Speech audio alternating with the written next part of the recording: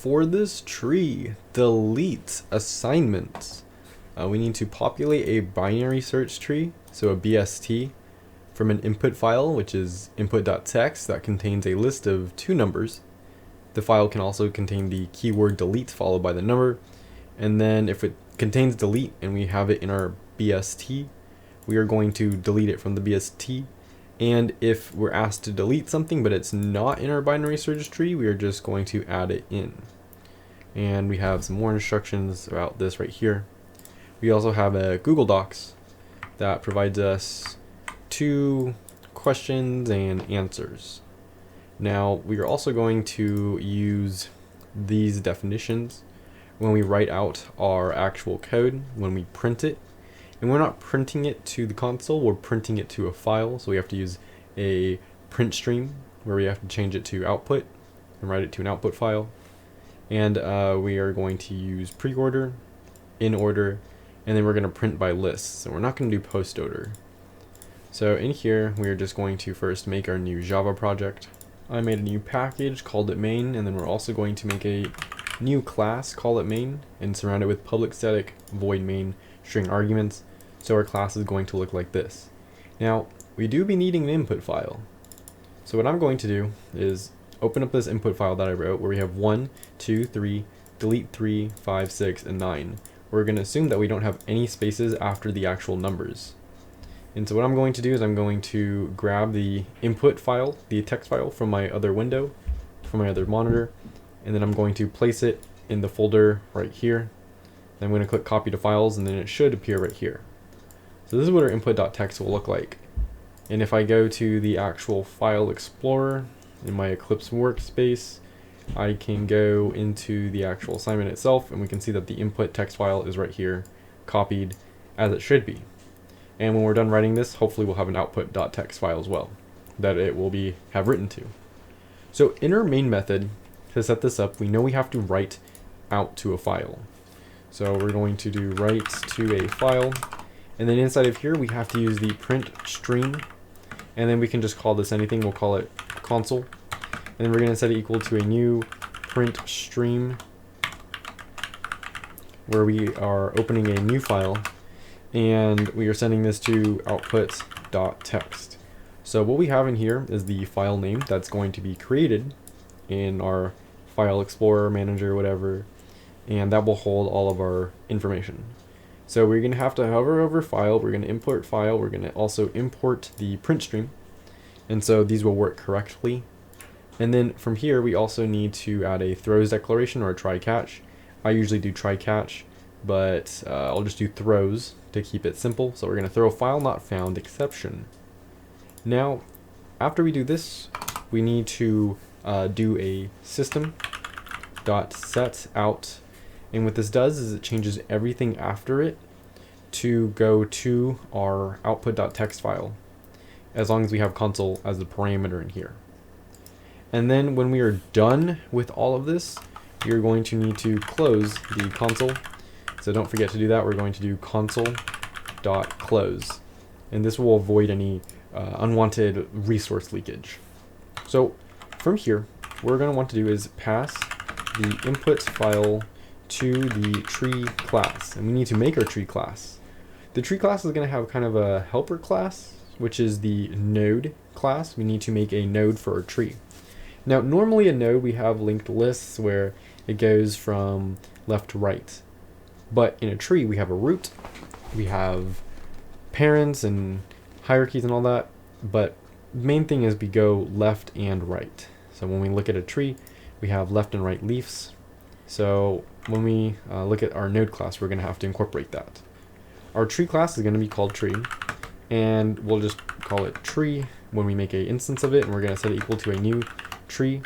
And inside of here, we know we need to read input.txt, so we're going to do input.txt. This is the file that we're going to read.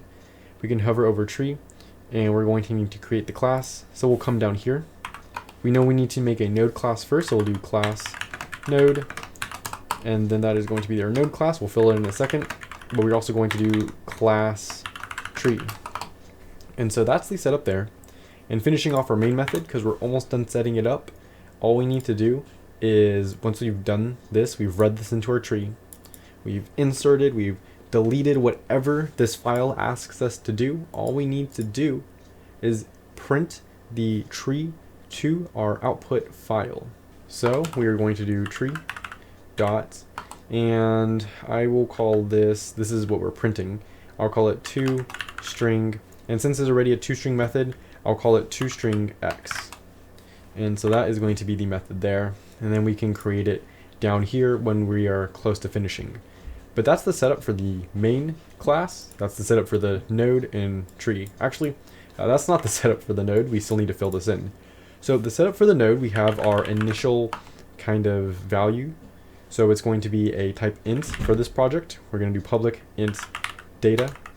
And then we have our left and right. So those will be nodes. We'll do public node left and public node right. We'll just do this on the same line. And then we're going to need a constructor for this. So we're going to do a public node. We are going to take some data as a parameter. We'll call it int data. And then inside of here, we're going to do this dot data is equal to data. And then we are going to do that our left is equal to null. And then also our right is equal to null. Because whenever we're inserting something, it's going to have null childs until we've substituted it with the data. So this is going to be the entire node class. We finished off our main class as well, and now we're going to get started with our tree class. In our tree class, we're going to need a constructor that will actually take this file name. So we're going to hover over and click create constructor. Before we even do that though, we need to keep track of the kind of head, if you want to think about it like a linked list, of our tree, but it's really the root. So this is acting like the head. We're going to have private node root, again though it is different because we're dealing with trees. So private node root is going to keep track of our root, and then we have public tree string, and then string here, which should actually be the file, which is our input.txt. So inside of here, we are going to have to read in that file. So we're going to use a scanner, we'll call it scan, and we're going to set it equal to a new scanner, where inside of here we have a new file where we are reading in our input.txt. We're going to need to hover and import scanner because we have not done that yet. And then we also need to have a parenthesis right here that I accidentally got rid of. We then need to also throw a files not found exception here, or surround it in a try catch. So that will now read in our file, and we want to examine every single line. So we are going to need to make a while loop, and this is going to go through the entire scan. So we'll do while, and then we'll have scan dot has next line. I'm sure you could do scan next. Either will work the same because there's only a number on each line. But we are going to store this entire line so we can examine it. We're going to do string line is equal to scan dot next line. So we get that in there, we store it in the string, and then we need to see if we need to delete it. So if we need to delete, we will be in an if statement, and then inside of our if statement, we're going to say, well, okay, well, let's look at the input file. If it starts with delete, we need to delete it. So if line dot starts with, and this is a string method predefined, a test if the string starts with a specific prefix. So if line dot starts with, and then we want to say delete, we are going to be in our if statement, and then we are going to say, well, we need to delete this. So we're going to make a method for it. We'll do string current is equal to line dot substring, and the substring we want to get is delete, and we'll have a space, and then we will do dot length. So inside of the string current, we are storing line.substring delete.length. This is going to get the length of it. And actually, yeah, we can't change it to an int because this substring is still a substring. So even though we're getting the length as a number, we are storing it as a string because of this substring right here. We can convert it to an integer though. And we're going to do this in our delete right here. We're going to pass in the current, but we're going to do integer dot parse int where we pass in current. And we could really just skip this step and put all of this inside of here, but I thought that was a little bit long, so I made its own method right here. We can click and create this delete method. I'm just going to change this to key so it's a little bit easier instead of having it as parse int. And now you might be a little bit worried if we look at our input.text and we don't have this number, like we don't have 9 in here, but it's still asking us to delete. We know we need to add in 9. Well, we'll make a method or something, a helper, that will take care of that. So if it does not start with delete, we are going to fall into an else statement and we would be inserting. So we're going to do root is equal to insert, and then inside of here we're going to pass in the root, and then we're going to pass in integer dot parse int, and then inside of here we're just going to pass in line, because line is just our scanned and it doesn't start with delete. We'll hover over insert, we'll click create method, and since the insert is being after delete, we're creating it afterwards. I'm just going to paste it down here. I'm going to change this to root, and then I'm going to change this to key as well.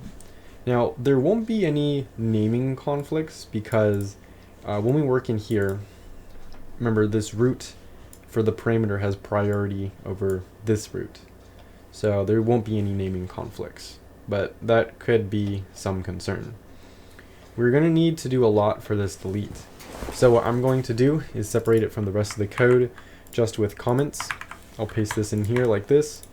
And so this and also this will encapsulate our deletes. And actually this should go before the insert.